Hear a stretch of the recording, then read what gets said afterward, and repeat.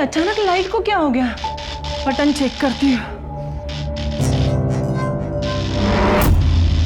ये बटन तो सारे बंद है, फिर ये सब क्यों हो रहा है? अरे वाह, सब कुछ तो ठीक है। चलो ऑफ कर देती हूँ। चलो निर्मला, अब जाके जल्दी से सो जाते हैं।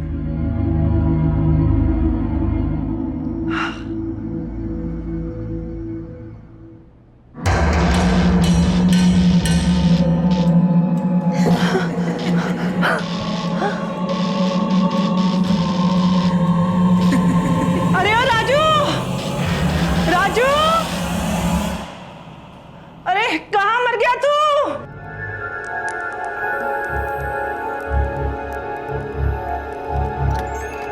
क्या हुआ माँ जी? तुझे दिखाई नहीं दे रहा है? ये बिजली कैसा नाच कर रही है?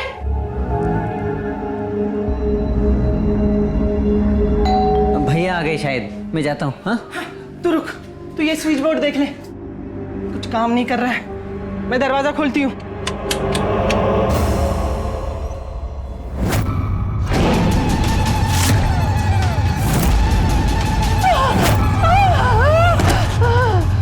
हुआ माँ जी?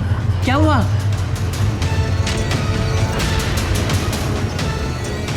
वो आई थी।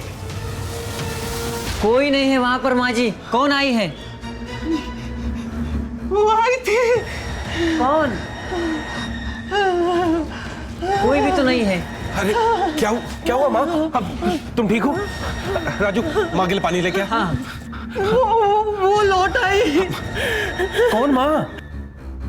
सुनैना। आखिर कौन थी ये सुनैना, जिसके वापस आने से महिला इतना घबरा गई थी? ऐसा लग रहा था कि मानो उसने किसी भूत को देख लिया। क्या वाकई में सुनैना का भूत था या सिर्फ एक वहम? नमस्कार, मैं गिरीश जैन। क्राइम अलर्ट के आज के इस एपिसोड में हम आपको एक ऐसी घटना से रूबरू करवाएंगे जिसका होना अपने आप में कई सवाल खड़े कर देता है। अभी जो दृश्य आपने देखा वो किसी के भी रोंगटे खड़े कर सकता है। एक घर में कुछ अजीब सी चीजें होने लगी। एक अनचाहा इंसान दिखाई दे रहा था और जिसे देख सब हैरान थे। आखिर क्यों और कौन थी ये सुनैना, और क्यों ये लोग उसके नाम से ही इतना डर रहे थे? इन सारे सवालों के जवाब ढूंढने के लिए आइए इस कहानी को विस्तार से देखते हैं।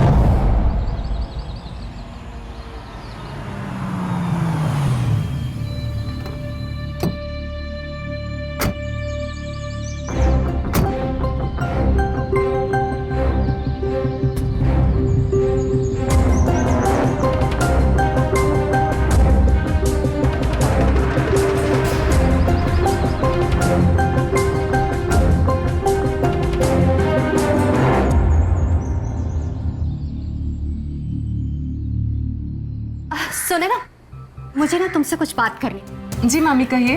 वो जो प्रदीप है तुम्हारे ऑफिस में तुम्हारे अंडर में काम करता है। जी बेटा, मुझे तुम्हारा उससे मिलना बिल्कुल पसंद नहीं। तुम उससे दूर ही रहो और आज के आज उसे नौकरी से निकालो बस। लेकिन मामी मैं तो उससे प्यार करती हूँ। ये प्यार बेवकूफी है।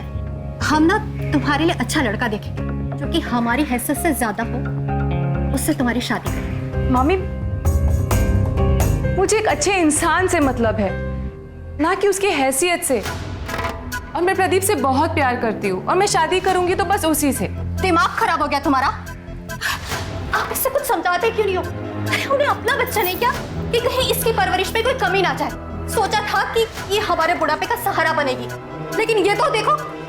देखो शारदा, हमारा बुढ़ापा तो हम निकाल ही लेंगे, लेकिन सुनैना बेटा समझो बात को। तुम्हारी मामी ना बिल्कुल सही बात कह रही है। वो लड़का तुम्हारे लायक बिल्कुल नहीं है। उससे शादी करके ना तुम बर्बाद हो जाओगी। ये आप लोग कैसी बातें कर रहे हैं? ऐसा कुछ भी नहीं होने वाला है। प्रदीप सचमुच एक बहुत अच्छा लड़का है और मैं शादी के बाद भी तो आप लोगों का ख्याल रखूंगी ना। कुछ भी नहीं बदलेगा, मेरा यकीन कीजिए। नहीं रख पाओगी सुनैना, वो तुम्हें रखने ही नहीं देगा। सुनैना समझो, देखो जिद मत करो। हम लोग ना तुम्हारा भला चाहते हैं बेटा। मामा आप उसे गलत समझ रहे हैं। क्या गलत समझ रहे हैं? पूरे शहर में उसे अपनी बॉस ही मिलेगी जो कि उससे कहीं ज्यादा पैसा वाली है, और कोई नहीं मिली? हाँ, बस मामी, प्यार पैसे देखकर नहीं होता है। प्रदीप सच में एक बहुत अच्छा लड़का है और मैं उससे बहुत प्यार करती हूँ, और मैं शादी करूंगी तो बस उसी से, वरना मैं अपनी जान दे दूंगी। तो दे दो।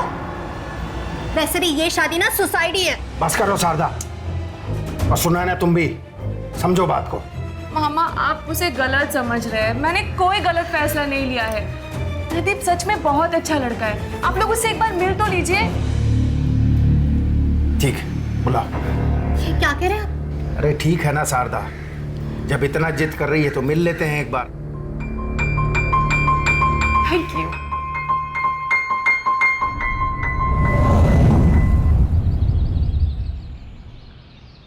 जी लीजिए, चाय भी आ गई। अच्छा।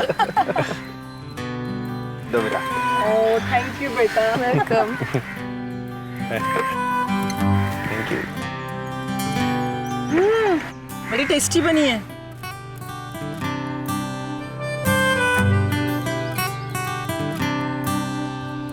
ये आजकल के बच्चे भी ना अपना जीवन साथी खुद ही ढूंढ लेते हैं, हमें मेहनत करने की जरूरत ही नहीं है। हाँ हाँ, और पैसे वाली लड़की हो तो बात ही कुछ और है।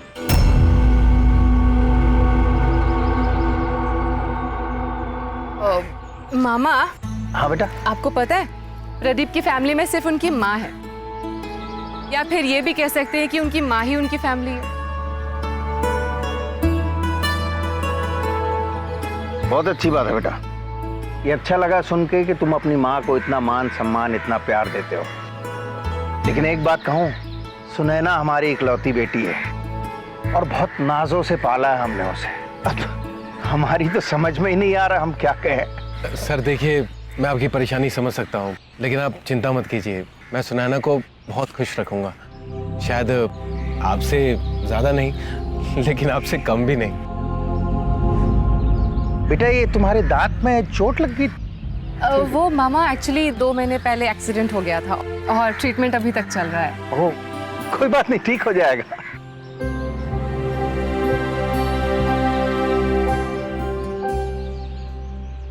आपका बंगला तो बड़ा खूबसूरत है। जी शुक्रिया।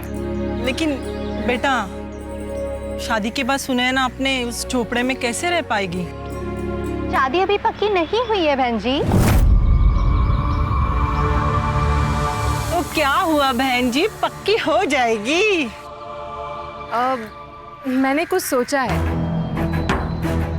मैंने ये सोचा है कि शादी के बाद मैं एक नया घर ले लूँ और हम सब उसी में रहेंगे, और प्रदीप तो है ही बिजनेस संभालने के लिए। ये क्या कह रही हो तुम? एक मिनट सुनैना, ये क्या कह रही हो? देखो, शादी के बाद हम सब अपने घर पे रहेंगे, और माँ आप लोगों की इतनी चिंता मत करो, हमें अपनों के बारे में सोचना चाहिए। और मामा जी देखिए, मुझे घर बिजनेस कुछ नहीं चाहिए। वैसे भी मेरा घर लोन पे लेने की प्लानिंग हो रही है, लोन जैसी सैंक्शन हो जाएगा हम नए घर में शिफ्ट हो जाएंगे। बेटा अब क्या कहूँ मैं, जब तुम लोगों ने सब तय कर ही लिया है तो तुम्हारी खुशी में ही हमारी खुशी है। आओ प्रदीप।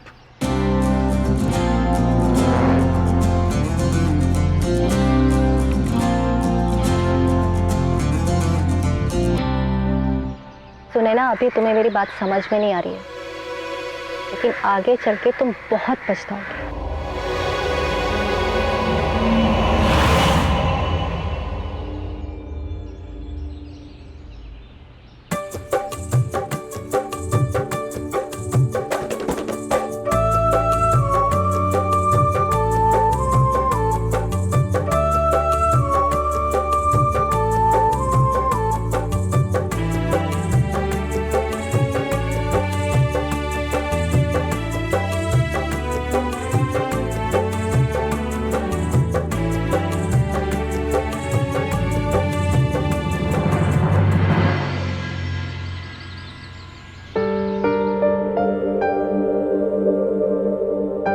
अरे ओ बहुरानी, आई माँ जी।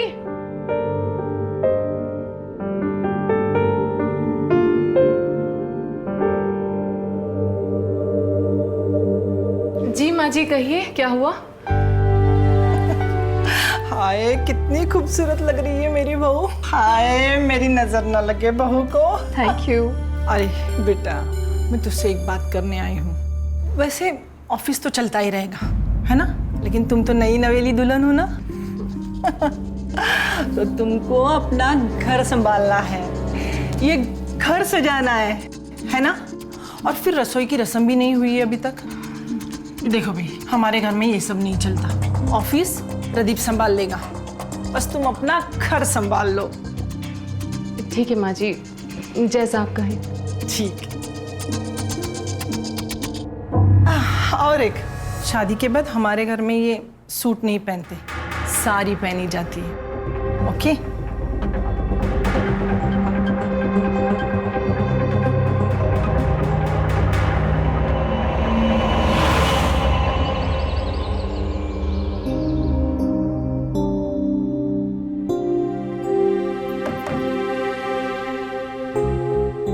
जी माँ जी, कुछ चाहिए आपको? हाँ चाहिए, तुम्हारे जेवर। जेवर? लेकिन क्यों? मैं मेरे कबर्ड में रख दूंगी। लेकिन मैंने भी तो अपने कबर्ड के लॉकर में संभाल के रखे हैं। क्यों? तुमको मुझ पर भरोसा नहीं? नहीं माँ जी, ऐसी कोई बात नहीं है। अरे सुनैना, हमारे यहाँ बड़ों के पास जेवर रखे जाते हैं। दे दो माँ को, उनका थोड़ा मान रख लो, ज्वेलरी उन्हीं के पास रहेगी। लेकिन मेरे पास रहे तो क्या तकलीफ है?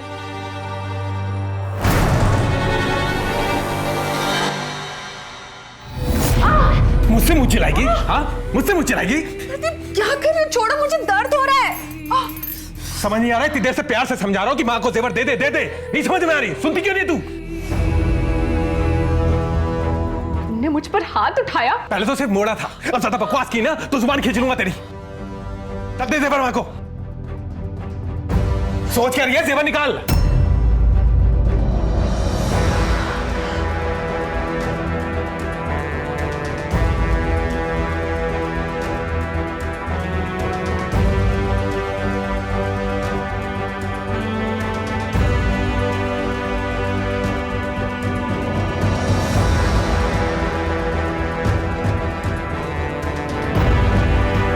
और वो भी निकाल के दो।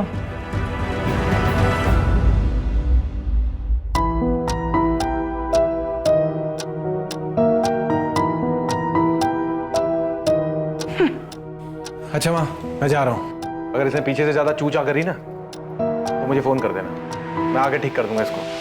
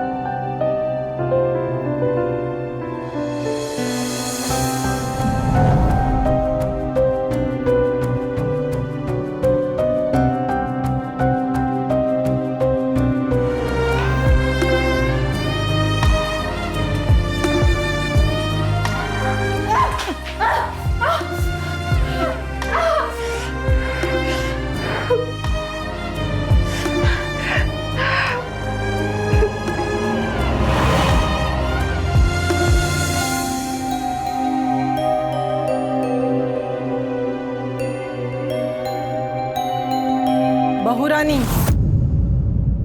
हमारी यहाँ बहुएं सबका खाना खाने के बाद ही बैठती है। चुपचाप यहाँ आके खड़ी हो जाओ। संस्कार नाम की तो कोई चीज है नहीं इस लड़की में।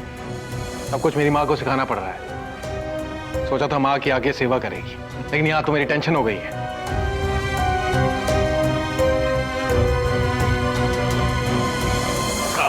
जब ये क्या बकवास खाना है?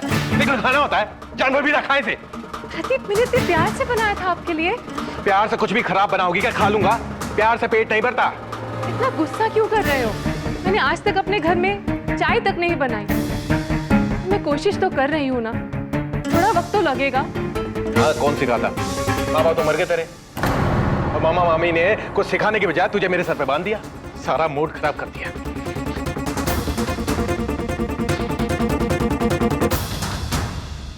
मिल गई शांति तुझे? हाँ? मेरा बेटा इतनी मेहनत करता है, हाँ? और उसे ये घर में ढंग का खाना भी नहीं मिलता है। अब खा ले ले तू ही बैठ के। कौन खाएगा ऐसा खाना? तू ही खा। हमारी मामी ना बिल्कुल सही बात कह रही है। वो लड़का तुम्हारे लायक बिल्कुल नहीं है। उससे शादी करके ना तुम बर्बाद हो जाओगे। वैसे भी ये शादी ना सोसाइटी है।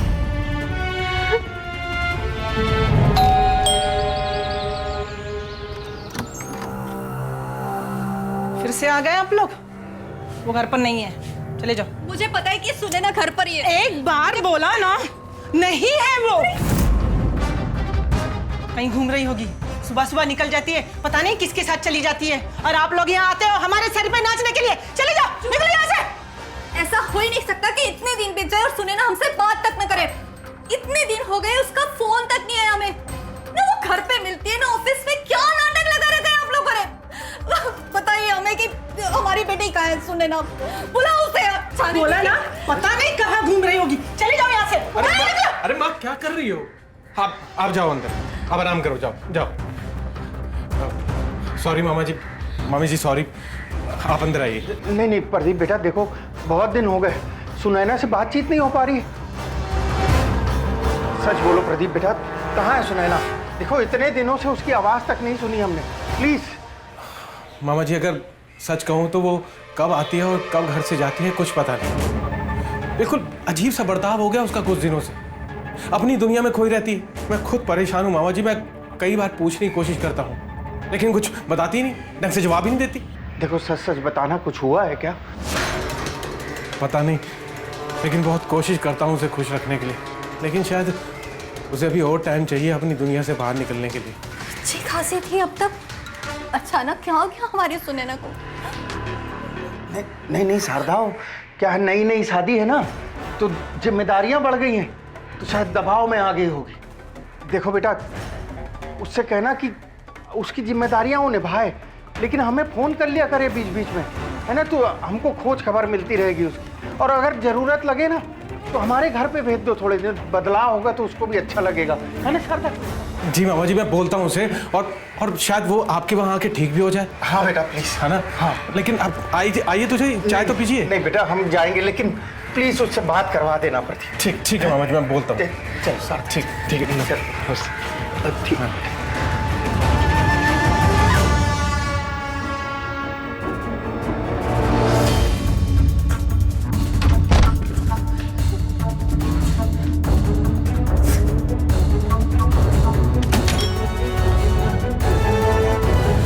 मना किया था ना, फिर क्यों झांक रही थी बाहर? हैं? कहीं मैं देख लेते तो?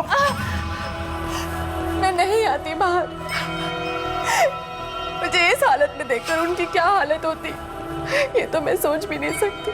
बस उन्हें देखना चाहती थी, इसलिए बाहर आई थी। चलिए मैं ड्रामा बंद कर, मेरे खाना ले गया, भूख लगी है मुझे।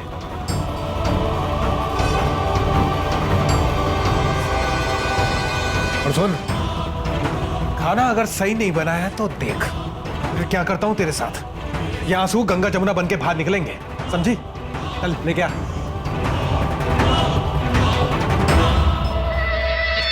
अरे इसे क्या बोल रहा है? आज तक नहीं सीखी तो अब क्या सीखेगी ये? देख बेटा, मैंने खाना बनाया अपने हाथों से।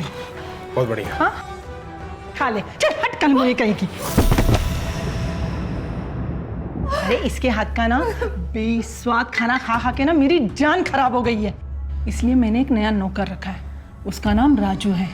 वो कल से आएगा और खाना बनाएगा। शुक्र है, अच्छा खाना तो नसीब होगा। लेकिन ना हमें एक बात का ध्यान रखना पड़ेगा, उसके सामने ना इससे तमीज से बात करनी पड़ेगी, और कोई मारधाड़ भी नहीं। हाँ, और कल को हम ना मुसीबत में पड़ सकते हैं। ओए महारानी, अब क्या टेस्टी ही बहाती रहेगी कि जाके बर्तन भी घसेगी? चलो।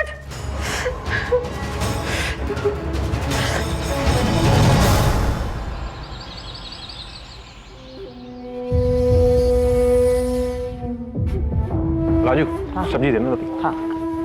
बहुत बढ़िया खाना बनाया। थैंक यू भैया, थैंक यू। राजू, हाँ माँ जी। जा किचन में खाना पड़ा है, ऊपर बहू रानी को दे के आ। ठीक है माँ जी।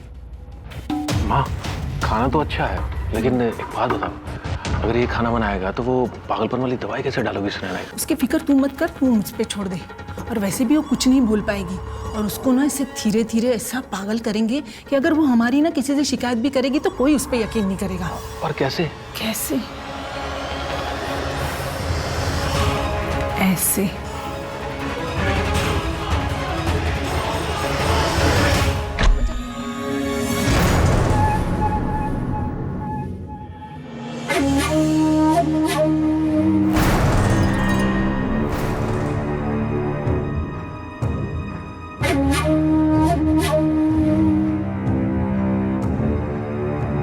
मैं चलता हूँ भैया।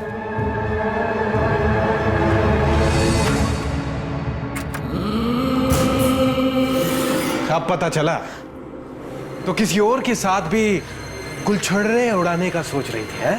बस भी करो प्रदीप, बस यही सुनना बाकी रह गया था ना। इतना घिनौना इल्जाम, मुझे तो विश्वास भी नहीं होता कि मैंने तुमसे प्यार किया, तुमसे। और इतना प्यार किया कि तुम्हारे लिए मैंने अपने मामा और मामी को भी छोड़ दिया। सब कुछ एक झूठ था, धोखा था, फरेब था। मुंह बंद कर अपना। क्या कर लेगी है? कर क्या लेगी? हाँ? मैं कर भी क्या सकती हूँ? तब भी कुछ नहीं किया, अब भी कुछ नहीं कर सकती। अच्छा, मूड खराब कर दिया। कोई नहीं, अब मूड बना भी दे। चला जा। नहीं प्रदीप प्लीज, नहीं, बहुत दर्द हो रहा है, प्लीज प्रदीप, नो। प्रदीप,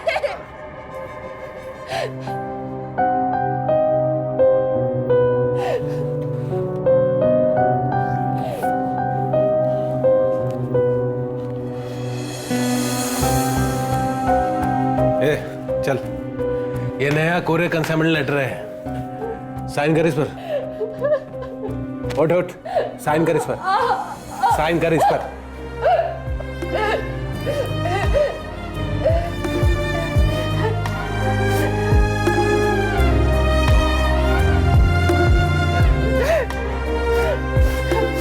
चल दे दे, हो गया बॉर्डर मतलब।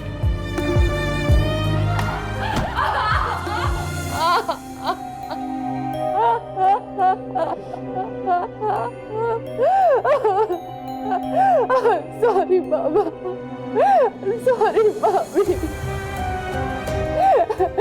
आप लोगों की बात नहीं मानी। आप लोग सही थे, मैंने बहुत बड़ी गलती कर दी। सॉरी। नहीं माँ, तुम्हारा गिफ्ट। गिफ्ट? क्या है ये? अब सुनैना की सारी जायदाद मेरे और आपके नाम। सच? हाँ, देखो।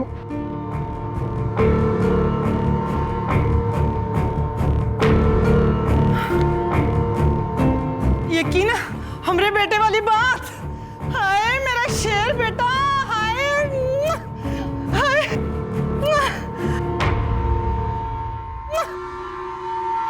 इतने नीच और गिरे हुए हो तुम लोग, लालची लोग। मेरे मामा मामी सही कहते थे, तुम लोग सिर्फ और सिर्फ पैसों के भूखे हो। बहुत मुंह खुल रहा है तेरा। और सही खुल रहा है। अब देखो मैं क्या करती हूँ, मैं सबको जाके बता दूंगी तुम लोगों ने मेरे साथ क्या किया। तुम बताओगी? हैं? तुम बताओगी कैसे? यहाँ से जाओगी तो बताओगी ना।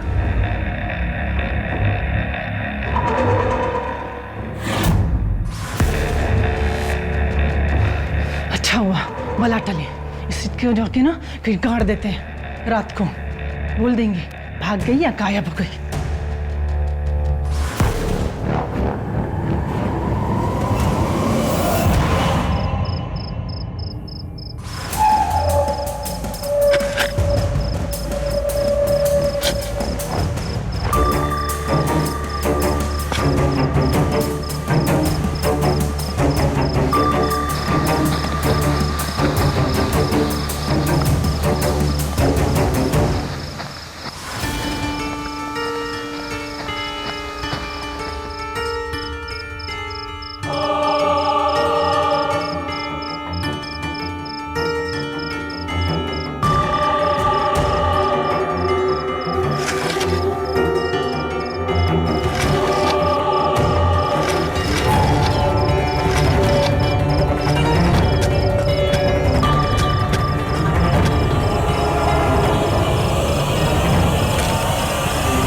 इंसान इस हद तक गिर सकता है पैसों के लिए, ये सोच के भी घिन आती है। प्रदीप और उसकी मां सिर्फ प्रॉपर्टी के लिए अपराधी बन चुके थे। कैसे लालची लोग होते हैं इस दुनिया में, जो सुनैना जैसी मासूम लड़कियों को बेवकूफ बनाते हैं। न जाने आज भी हमारे देश में कितनी सुनैना होगी जो ससुराल में अपने ऊपर हो रहे जुल्म को चुपचाप सह रही होगी। अगर सुनैना ने पहले ही आवाज उठाई होती तो आज जो उसके साथ हुआ वो शायद ना होता। हमारी गलती है कि हम जुल्म को चुपचाप सहते और उसके डर से वो सब मान लेते हैं जो हमें नहीं मानना चाहिए। क्यों, आखिर क्यों लड़कियां खामोश रह जाती हैं? किस लिए? याद रखिए, अपराध को सहना भी एक अपराध है और सुनैना के साथ जो कुछ भी हुआ वो उसके चुप रहने का ही नतीजा था। लेकिन अब सवाल ये था कि क्या प्रदीप और उसकी मां को उनके जुल्मों की सजा मिल पाएगी और कौन देगा उन्हें सजा? आइए देखते हैं।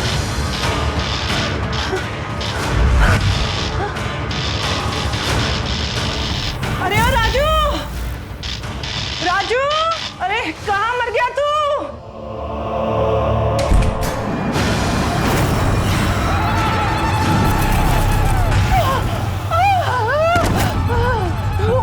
वो लौट आई। कौन माँ? सुनैना।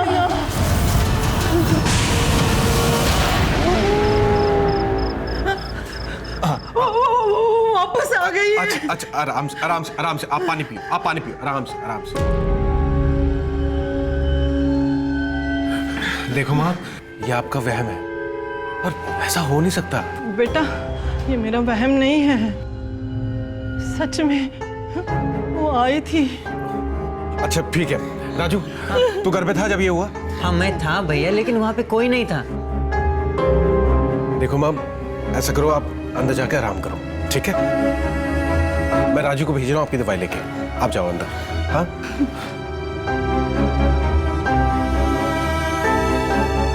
राजू।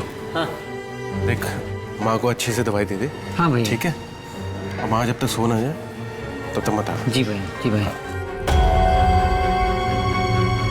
सुनैना,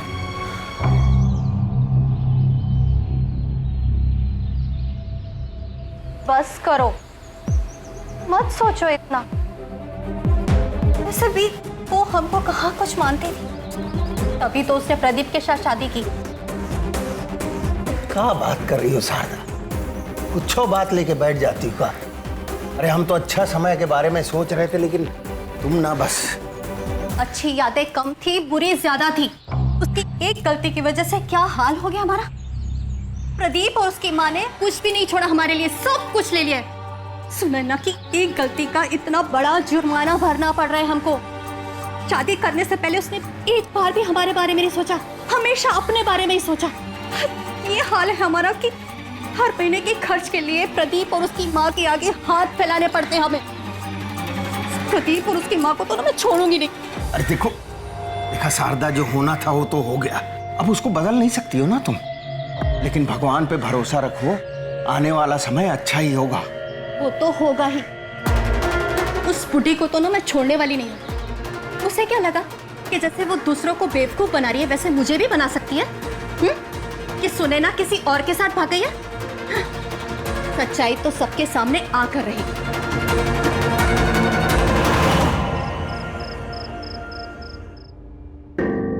राजू, मेरी दवाई और पानी लेके आना जल्दी।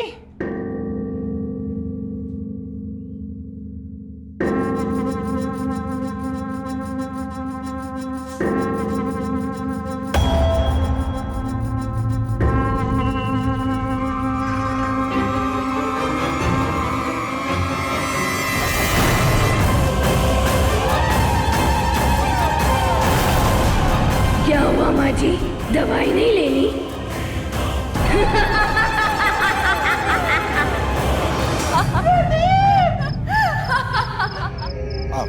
आओ। नहीं बेटा, डर लग रहा है। अरे आओ माँ, नहीं, नहीं। आओ तो, मैं हूं ना, मैं हूं ना। आओ आओ आओ आओ आओ आओ, मैं हूं ना। आओ देखो, ये कहाँ है भूत?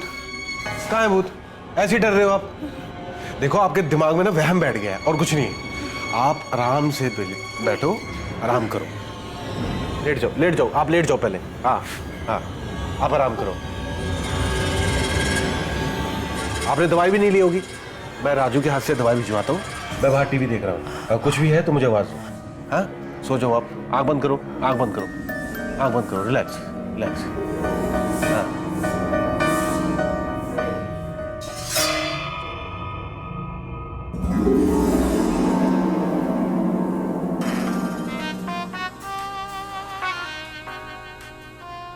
हम आपको सर से पैर तक हीरे जवाहरात से जाने लगे।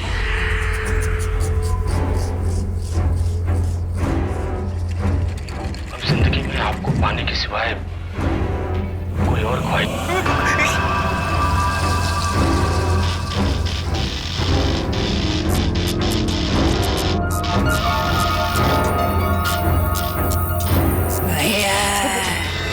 राजू, ये क्या है?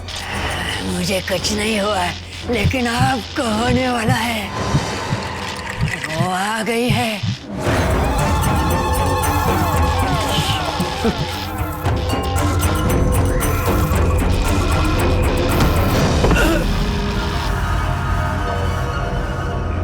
अरे ये सब तो ठीक हो गया। क्या हुआ भैया? राजू, तू तो अभी यहाँ था। नहीं, मैंने तो आपकी आवाज सुनी फिर मैं आया। नहीं नहीं, तू यहाँ था। तू ठीक तो है ना? हाँ मैं भैया, मैं ठीक हूँ। मैं आपकी आवाज सुनकर आया हूँ। माँ, माँ, क्या? माँ, प्रदीप बेटा, प्रदीप, क्यों चिल्लाया? तू ठीक तो है ना? माँ आपने सही कहा था। इस घर में सुनैना की आत्मा है। हमें कुछ ना कुछ तो करना पड़ेगा। भैया, छोटा मुंह बड़ी बात, लेकिन मेरे जान पहचान के एक तांत्रिक हैं जो भूत प्रेतों को वश में करते हैं। कहो तो उनसे बात कर लूं, बुला लूं? हाँ हाँ, जल्दी बुला ले तांत्रिक को।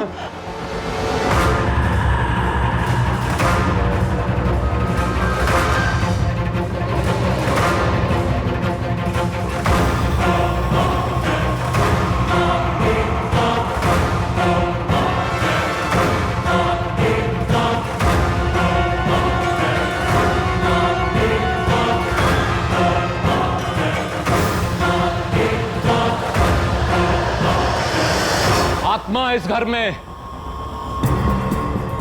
एक औरत की बहुत सताई हुई आत्मा लग रही है। ये भगा दो बाबा, बहुत परेशान करके रखा है इसने। ऐसे नहीं जाएगी, तुम सबको साथ लेके जाएगी। तुमने कुछ किया क्या उसके साथ? नहीं बाबा, हमने किसी के साथ कुछ भी नहीं किया। कोई बात नहीं, उसको अपने वश में करके रहूंगा। उसको हमेशा के लिए यहां से भगा दूंगा, लेकिन उसके लिए मुझे कुछ विशेष सामग्री लानी पड़ेगी। आज रात उस आत्मा का नाश हो जाएगा। अभी मैं जा रहा हूं, आऊंगा, तैयार रहना।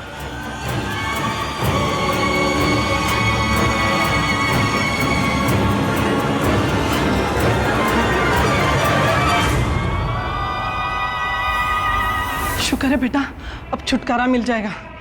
और राजू जी माँ जी। तुम किसी से एक भी बात नहीं करेगा। हाँ माँ जी। जा, जाके किचन में काम करो। हाँ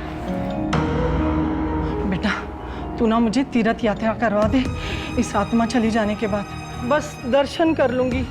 वो ठीक है माँ, लेकिन एक बात बताओ मुझे। मैंने लाश को ठीक से तो गाड़ा था ना? ये सुनैना वापस कैसे आ गई? बेवकूफी मत कर। वो सुनैना नहीं है, वो सुनैना की आत्मा है, आत्मा। माँ मुझे लगता है कि हमें सुनैना की लाश को जाके देखना चाहिए, वो वहाँ पे है या नहीं। अरे तू तो हम दोनों को मरवा देगा। माँ जाके तसल्ली तो होगी ना। चलो अभी चलते हैं। अभी नहीं, रात हो जाने दे, फिर चलते हैं।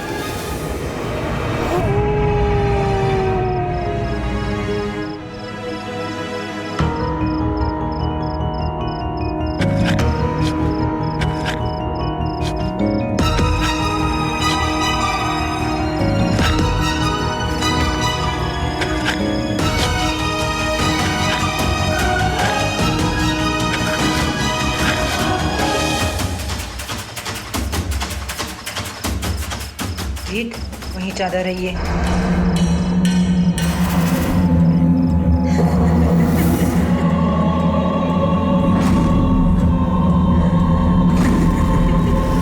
हट हट।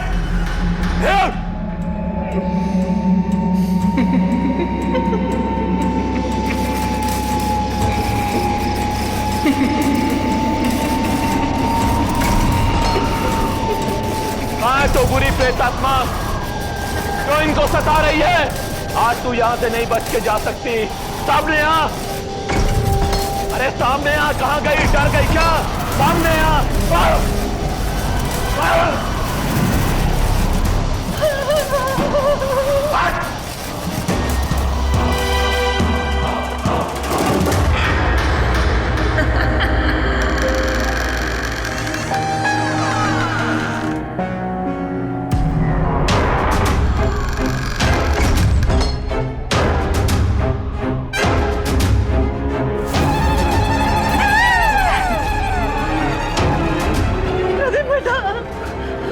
माँ आप फिक्र मत करो, मैं हूं ना, मैं हूं ना।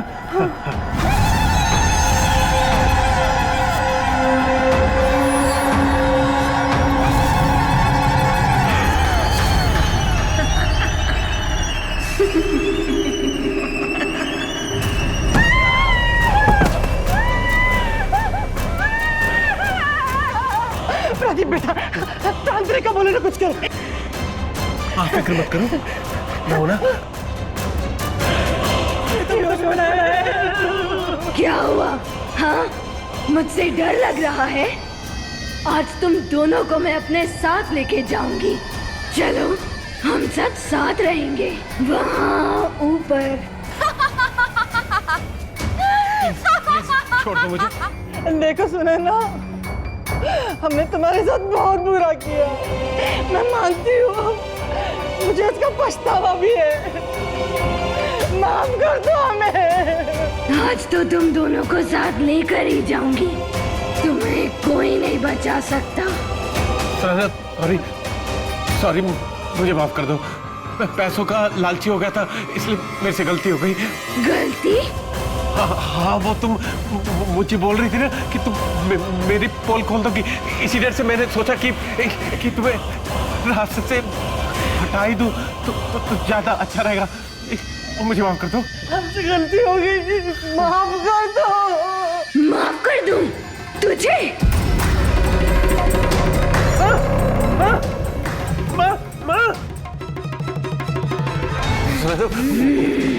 मुझे माफ कर दो, मुझसे गलती हो गई।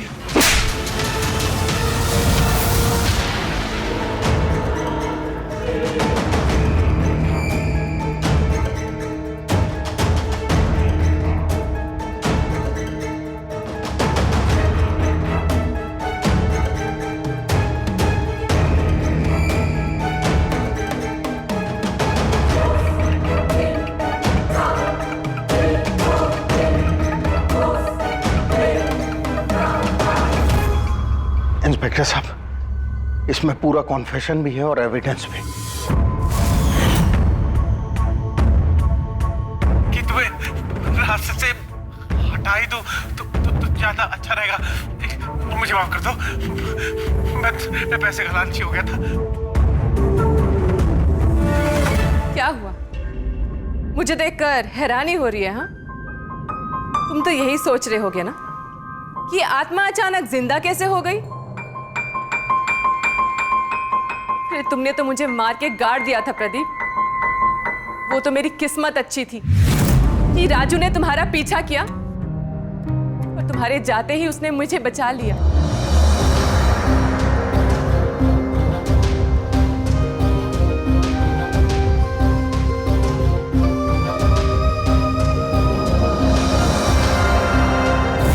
मैं जिंदा थी प्रदीप, राजू तो मेरा कुछ भी नहीं लगता, लेकिन फिर भी इंसानियत के नाते उसने मेरी जान बचाई, मेरी मदद की। और तुमने तो मेरे साथ 7 फेरे लिए थे ना, पूरी जिंदगी साथ निभाने का वादा किया था, मेरी रक्षा करने का वादा किया था, और तुम ही भक्षक बन गए। जरा देखो मुझे, क्या से क्या बना दिया मुझे तुमने प्रदीप। आज मैं वहीं खड़ी हूं जहां तुम कल खड़े थे मुझे मारते वक्त। आज तुम्हें सबक सिखाने के चक्कर में मैं भी बिल्कुल तुम्हारे जैसी बन गई हूं, सिर्फ और सिर्फ तुम्हारे एक धोखे की वजह से।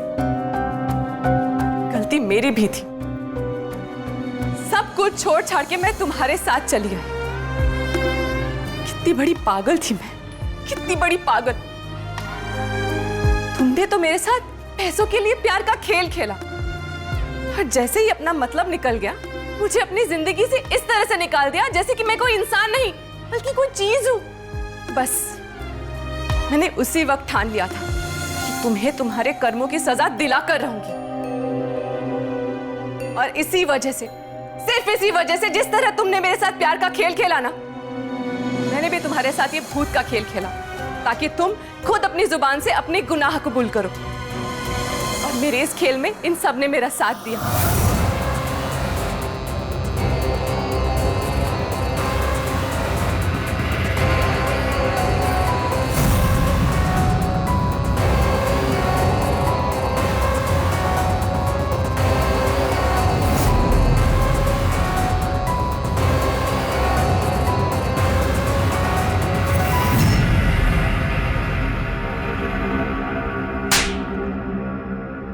तो ये मुझ पे किए हुए जुल्मों का जवाब।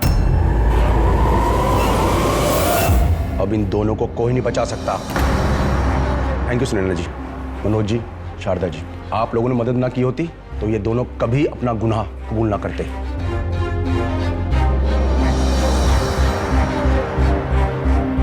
इंस्पेक्टर साहब, इस धन्यवाद का असली हकदार राजू है। अगर ये राजू नहीं होता ना तो आज सुनैना यहां नहीं होती। लेके चलो, अब हम दिखाएंगे इनको उनका सही ठिकाना। देर से ही सही, लेकिन सुनैना ने अपने ऊपर हुए अत्याचारों के खिलाफ कदम उठाया और अपराधियों को सजा भी दिलवाई। लेकिन हमें यह नहीं भूलना चाहिए कि हर कोई सुनैना नहीं होता। सुनैना की तो किस्मत अच्छी थी कि जिंदगी ने उसे दोबारा मौका दे दिया, लेकिन हर एक की किस्मत सुनैना जैसी नहीं होती। इसलिए हमारी आप सबसे गुजारिश है कि अब जुर्म को सहिए मत, बल्कि उसके खिलाफ आवाज उठाइए, क्योंकि जुर्म सहकर अब जाने अनजाने अपराधियों को बढ़ावा ही देते हैं। जैसा कि इस केस में हुआ, प्रदीप और उसकी मां ने अपने जुर्म को घिनौना अंजाम देने के लिए अंधविश्वास का सहारा भी लिया। अगर सुनैना उनके साथ ये खेल ना खेलती तो शायद वो एक और सुनैना को अपना निशाना बना लेते। याद रखिए, हर मुश्किल का हल खुद से शुरू होता है, क्योंकि मुश्किलों को बुलावा हम खुद देते हैं। इसी के साथ मैं गिरीश जैन क्राइम अलर्ट के इस एपिसोड में आपसे विदा लेता हूं। फिर मिलूंगा ऐसी एक सच्ची घटना के साथ। तब तक be alert, be safe. Crime alert, जुर्म के खिलाफ आवाज। क्राइम अलर्ट के रोज नए एपिसोड के लिए हमारे चैनल को लाइक, शेयर एंड सब्सक्राइब करें।